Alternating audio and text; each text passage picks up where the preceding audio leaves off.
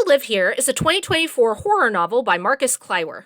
It was a Goodreads nominee for Reader's Favorite Horror in 2024 and a Goodreads nominee for Reader's Favorite Debut Novel in 2024. I was aware of this book when it came out. Sometimes a publisher has a book they have particular faith in or investment in, and that book ends up getting hyped and shouted out across social media and magazines and such.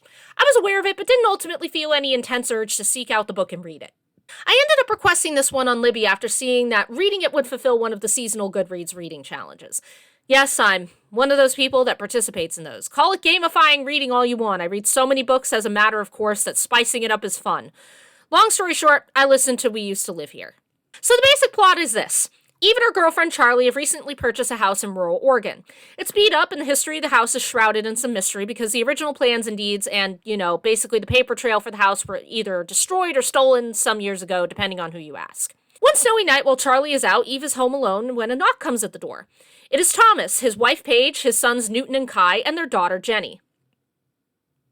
No relation. Anyway, it turns out that this house was once Thomas's childhood home, and he wanted to give his family a tour before they moved to Minnesota. Eve very much doesn't want to allow this and initially says no, but she's very anxious and a desperate people pleaser and ultimately decides to let them in. And at first, things are fine. Thomas seems nice enough, Paige is frosty, Kai's a little jerk, and Newton seems nice enough, and so is the little one, Jenny, who keeps taking notes. Until she decides to play hide and seek. This prompts the family to have to stay for dinner, and late into the evening until Charlie gets home. Eventually, Jenny comes out from her hiding place in the basement, but after the family leaves, they're forced to turn back around because the only bridge off the mountain is closed due to the snowstorm that's settling in.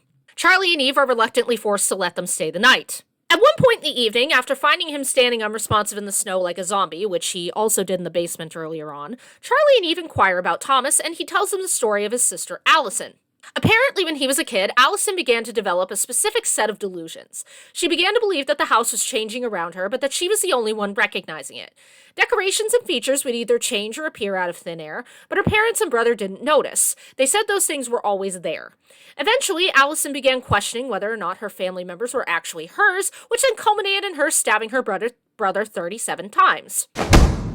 28 stab wounds. The story shakes Eve, and the next morning, when she wakes up and finds that Charlie is gone and the family is still in the house, things start to get a bit more concerning. That's about as deep as I'm going to go into the plot for this one. The only other thing I'll mention is that Eve's perspective is broken up by chapters with supplemental material that lends some hints towards the direction the novel is going in. Forum posts, police reports, book excerpts, and such. Each of these chapters in the audiobook version ended with a freaky beeping tone, sort of like a radio going haywire, which I liked. Okay, so to start off, there is one very distinct impression that stuck with me while reading this book, and that was that the initial premise and subsequent vibe of the book felt very similar to Darren Aronofsky's film Mother. Lady and partner live in a remote house. A stranger, or group of strangers, comes knocking on the door. They're allowed in despite the protagonist's better judgment. They attempt to be polite in spite of the repeated violation of their home and boundaries. The homeowner finds their home and partner acting in weird ways that they don't understand. Things just keep getting worse and worse until they reach a boiling point. Very similar vibes.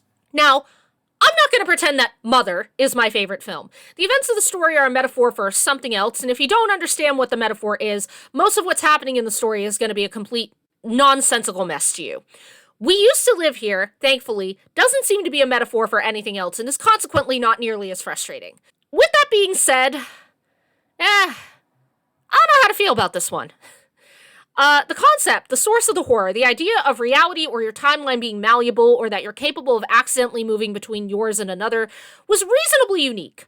The problem is that I feel like this idea wasn't utilized as effectively as it could have been for the sake of the horror. In the theme of moderate spoilers for this review, I will say that only one villain is present in this story, and it is a member of the family that comes to Eve and Charlie's house. Maybe you can guess who it is, maybe you can't. This one person is portrayed as being some sort of supernatural being with malicious intent.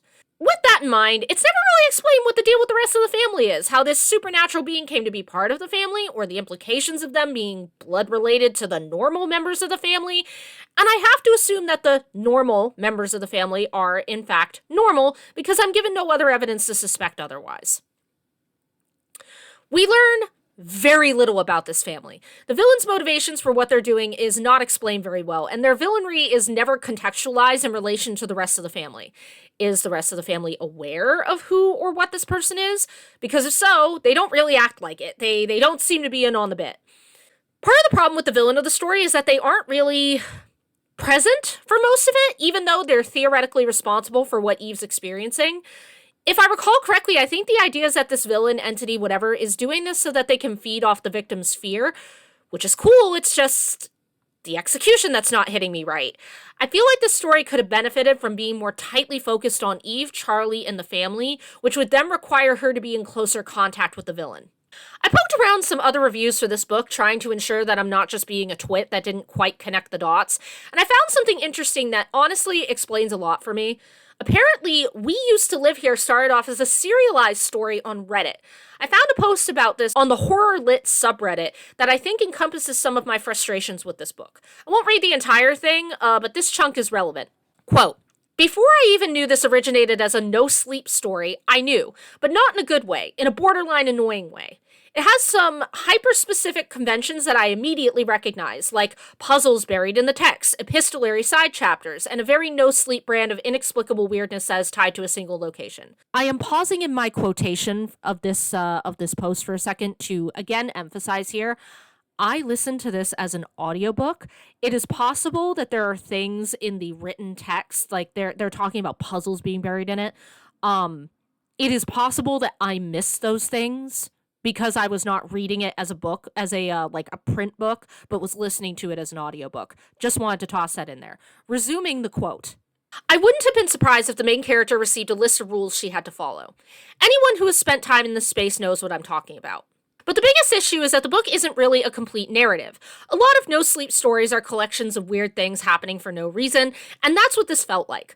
But not in Lovecraftian existential way, which is my favorite kind of horror, more in a world-building, author-led kind of way. The characters feel like little dolls that are there solely to experience little bits of lore related to Old House. We have no idea why the main villain does what he does. There are vague, hidden references to old gods, but they only matter in the meta-narrative. The ending is unsatisfying, with no questions answered, and a pervasive sense of pointlessness.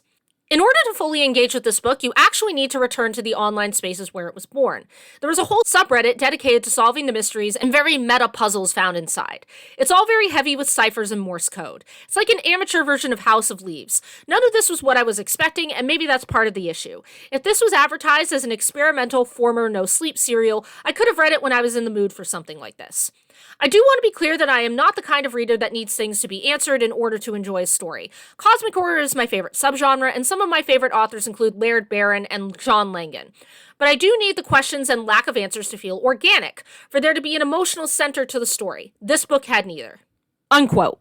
Now, I haven't actually spent any time in the No Sleep subreddit, so I'm not familiar with how stories are formatted or stylized there. I can't really comment on how accurately this Redditor is representing stories on No Sleep. But, and I've said this before, sometimes the absolute rub of it, the key to whether or not a story is successful, is whether or not the story fits the formatting you've chose for it. Sometimes the best length for a story is a novella, because trying to stretch it out any longer will make it bloated. Sometimes the best length for a story is a novel, because you need time to build out the world and characters to make the specific story work.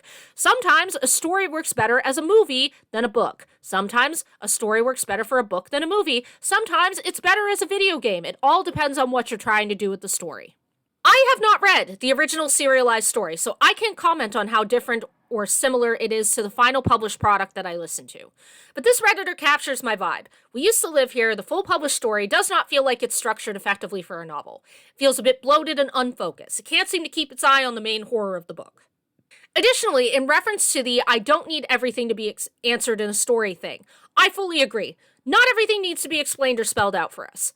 But there is an art to satisfyingly balancing a mystery. There is a way to, as the Redditor said, make it an organic experience rather than having it come off as the author failing to connect the dots or flesh out their plot. And I feel like We Used to Live Here in its final form does come across to me as not being fully fleshed out. The vibes are there, but the execution just seemed to be a bit disjointed.